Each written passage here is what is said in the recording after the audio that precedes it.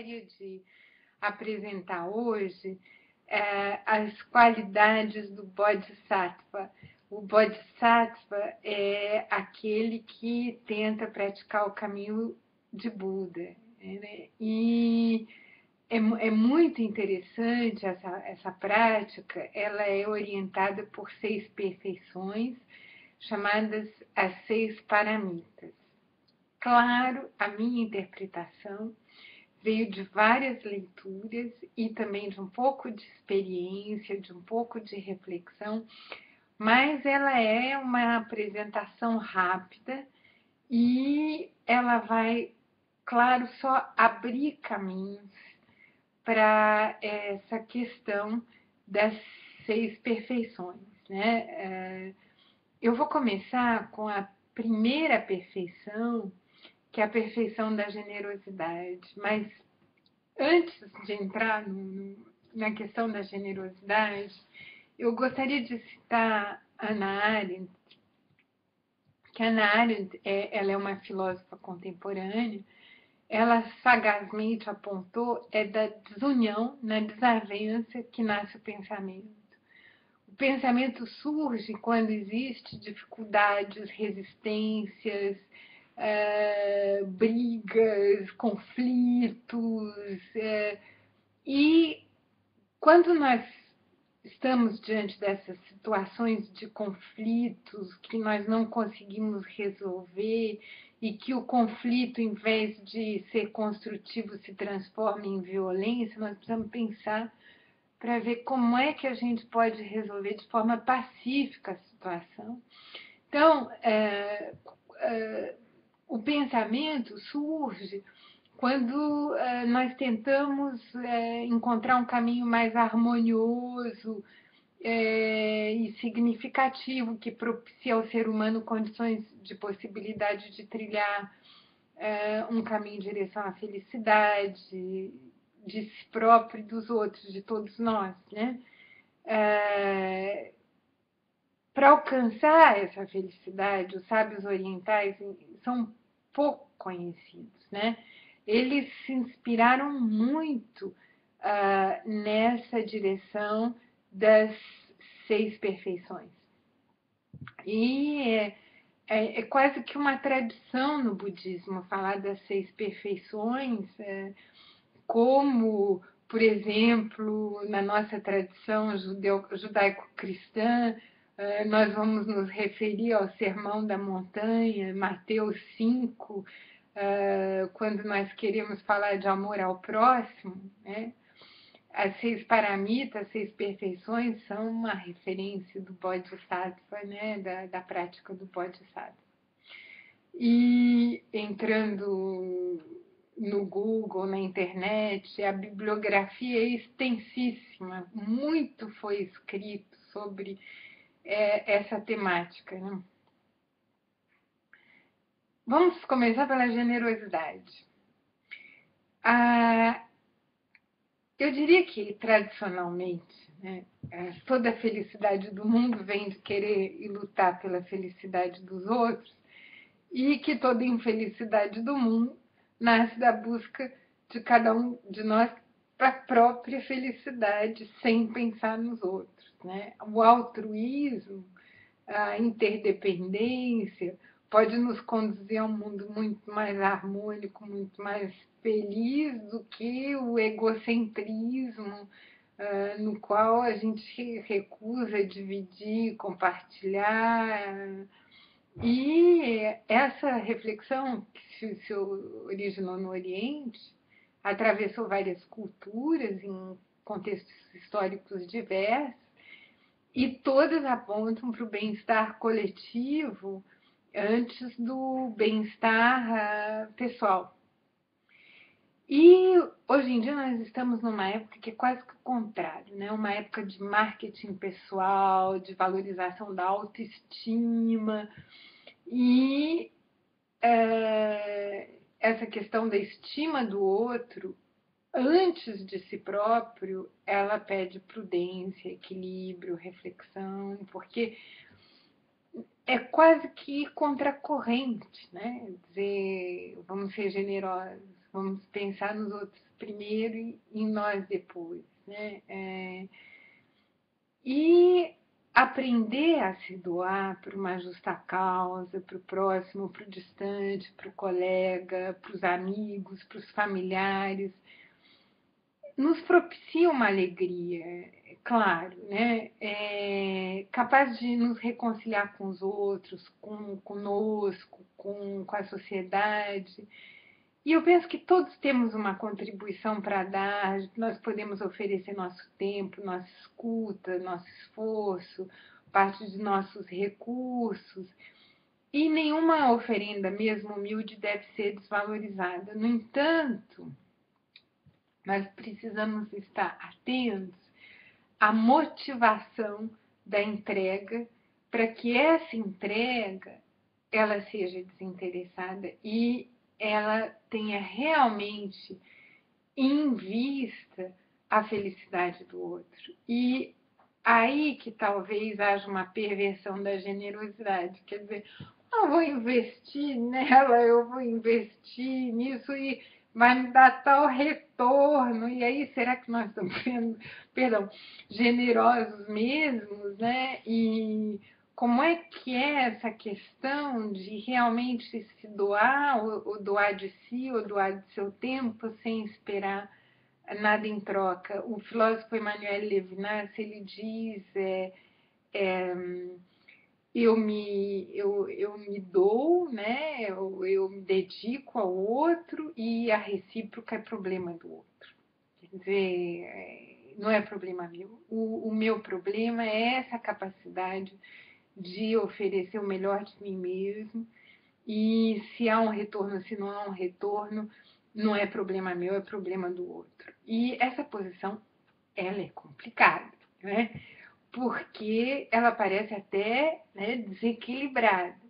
Então, eu diria que a generosidade, que é a primeira paramita, a primeira perfeição, ela é um pouquinho como a subida do Everest, do K2. A gente começa doando um pouquinho de si, do seu tempo, né? E depois a gente é capaz de investir mais nos outros, nas atividades voltadas para o bem-estar social e para a educação, para a saúde, ao acaso, né? Para que as pessoas possam viver com mais felicidade. Então, e a segunda perfeição é a perfeição da ética. Eu vou enumerar as perfeições, porque eu estou já acima do meu tempo, né? É a perfeição da ética, a terceira perfeição é a da paciência, a quarta perfeição é a perseverança, a quinta perfeição é a capacidade de meditar, e a sexta perfeição é a sabedoria. Então, a segunda perfeição, a perfeição da ética, muito difícil definir a ética, né? E eu penso que houve um programa do Jô Soares em que os filósofos fizeram a diferença de ética e de moral, e muita gente assistiu essa diferença complicada, mas eu diria que moral é o código, são as regras, e ética é o sentido desse código, o sentido das regras, né? Por que nós vamos aplicar tal e tal regra? E muitas vezes eu dizia para os estudantes, o sinônimo de ética é sentido, quer dizer, primeira qualidade do Bodhisattva é a generosidade, a segunda qualidade é encontrar sentido, e o sentido justo, o sentido correto dessa generosidade. E não é fácil navegar nessas águas, às vezes agitadas, às vezes calmas da nossa vida, e encontrar sentido. Então, a terceira qualidade é a paciência, porque às vezes, né, trabalhando nessa generosidade, trabalhando nessa busca de sentido, a gente se desespera, se desanima, se irrita, é humilhado, é desprezado, sente desgosto, é mal entendido, né? A gente diz uma coisa e a pessoa ouve outra. Então, a terceira paramita, a terceira perfeição, é a perfeição da paciência. Quando a verdadeira paciência está presente, a mente está livre da agressividade, né? E é pela paciência que a gente pode vencer a cólera, o ciúme, a mágoa, o ressentimento, o desânimo, o desgosto, a vergonha. E Barry Steven, que é uma índia canadense, ela indica que a paciência implica desapego, aceitação de si, dos outros, da vida, abertura para o inesperado, é uma forma de viver sem esforço, ajustando nosso ritmo ao ritmo dos outros, ao ritmo da vida, e pulsar mansamente com o universo inteiro. Quer dizer, como se fosse possível um ajuste do nosso ritmo com o ritmo dos outros e não atropelar o rio porque ele corre sozinho, como diz a Barry Steven. A perseverança, nossa, é tão importante a perseverança, porque preciso perseverar para encontrar sentido, para ter generosidade, para exercer paciência. Perseverança é essa qualidade diária, né? E para poder realizar realmente essas virtudes, a meditação é sem dúvida o instrumento privilegiado que o Bodhisattva vai usar. Eu achei uma definição muito bonita do budista Tsongkhapa, que diz que a meditação é o caminho da visão que tudo penetra. Esse caminho analítico de autoconhecimento demanda um lento e difícil processo de aprendizado, no qual a pessoa aceita contemplar suas falhas e suas qualidades, contemplar as falhas e as qualidades dos outros. No entanto, a visão que tudo penetra pode ser algo rápido e mágico e mudar completamente as concepções que temos de nós mesmos, dos outros, do mundo. A partir dessa contemplação, podemos modificar nossa forma de atuar no mundo. E é também o caminho da calma contínua. Então, caminho da visão que tudo penetra e caminho da visão da calma contínua que nos levaria à sabedoria. Então, o objetivo dessa prática das 6 paramitas, né, é, através das 5 paramitas, chegar à sabedoria. Então, eu vou retomar essas definições. O caminho da visão de tudo que penetra é o caminho de contemplação. E ele nos permite observar nossos estados mentais e modificar nossos estados mentais, fazendo um trabalho sobre nós mesmos de autoexame.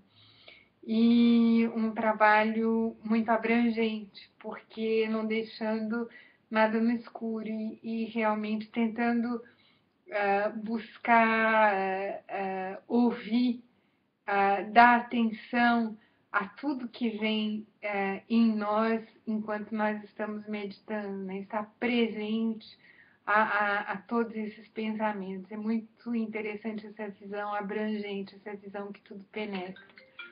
E em seguida, interessante também o caminho da calma contínua. A gente sempre está de telefone ligado até nos vídeos. Caminho da calma contínua. Exercitar a calma solicita de cada um que ele aprenda a se desligar de suas preocupações diárias, aborrecimentos passados e presentes e entrar em contato com o estado de alívio e de felicidade denominado relaxamento. E esse estado não é uma constante, por isso precisamos voltar a ele, praticando a entrega que progressivamente vai se tornando cada vez maior e contentamento de estar vivo, né? Em vez de estar tenso, estar preso, o fato de meditar, de se conhecer, de conhecer a sua sombra e de trabalhar com ela, faz com que a gente tenha uma certa calma para lidar com a diversidade, que ela seja uma diversidade que venha de fora ou uma diversidade que venha de dentro. Então, o caminho da meditação seria aquele que combina a visão de que tudo penetra com essa visão da calma contínua, que é essa questão da entrega, afinal, né? Tem um livro muito interessante da Pema Chodron, que é uma monja budista tibetana, que se chama When Things Fall Apart, quando as coisas desmoronam.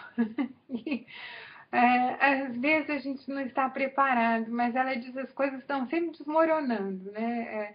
A gente se prepara para um dia bonito, de paz, se levanta, vamos pensar positivo, e acontece um aborrecimento no trânsito, no trabalho, com a mulher, com os filhos, etc., um imprevisto. E é aí que nós precisamos dessa calma contínua e dessa visão que tudo penetra para chegar à quinta etapa, que é a etapa da sabedoria. Hoje eu tive a notícia do falecimento do nosso grande professor, educador, Rubem Alves, né? Esse maravilhoso Jequitibá, debaixo do qual, né, da sombra nós vamos nos abrigar permanentemente debaixo dos seus livros, e eu dedico meu esforço de definir a sabedoria a ele, que é tão sábio, né, que é um educador maravilhoso. Os orientais dizem que quando a gente exerce essas perfeições, elas eliminam a pobreza, aliviam a dor, nos tornam capazes de suportar a adversidade, de exercitar nossos talentos mais altos e compreender o sublime. Existe uma relação entre sabedoria e sublime. E a Janine Filiu, uma psicanalista, ela define a sabedoria como a justa medida do amor. E de tudo que eu li, eu pensei, talvez seja a definição mais rápida, mais profunda da sabedoria, encontrar a justa medida do amor. E essa combinação, no fundo, tão complexa e árdua da nossa racionalidade para saber a justa medida e a abertura para o amor, né? Saber o que podemos e o que não podemos, quando é preciso unir, quando separar, quando ficar, quando partir, quando ceder, quando lutar. Nesse sentido, a sabedoria não dual, porque o que para um se apresenta como um veneno, para outros pode ser um remédio, né? Ela é não dual também em outra perspectiva, no sentido que ela se traduz pela consciência de uma ilusão do controle sobre a vida, que da mesma forma que a vida nos é dada, ela pode nos ser tirada a qualquer momento. Existe, portanto, um limite de nosso conhecimento, uma douta ignorância que reconhece a profunda interdependência do ser humano com todos aqueles que ele se relaciona, com a natureza, com o universo, com a sociedade, né? É preciso aceitar essa ignorância fundadora e se abrir para a escuta. E os orientais falam até de suprema escuta. Escuta de si, dos outros, do mundo, para dar a si, aos outros, ao mundo, a cada dia, a cada hora e por vezes até a cada segundo, a nossa melhor resposta. Então, gostaria de retomar lentamente, né? São 6 perfeições. A primeira perfeição é a perfeição da generosidade, a segunda é a perfeição da ética, a terceira a perfeição da paciência, a quarta a perseverança, a quinta a perfeição da meditação e a sexta perfeição é a perfeição da sabedoria. E a sabedoria vem como essa justa medida do amor, essa grande escuta, de nós mesmos e dos outros para encontrar essa medida como uma decorrência do exercício das outras perfeições. E meu pensamento hoje vai para todos os professores do meu país, e todo o meu carinho e minha solidariedade nesse momento em que o Rubem Alves passa para a posteridade. Muito obrigada e até breve.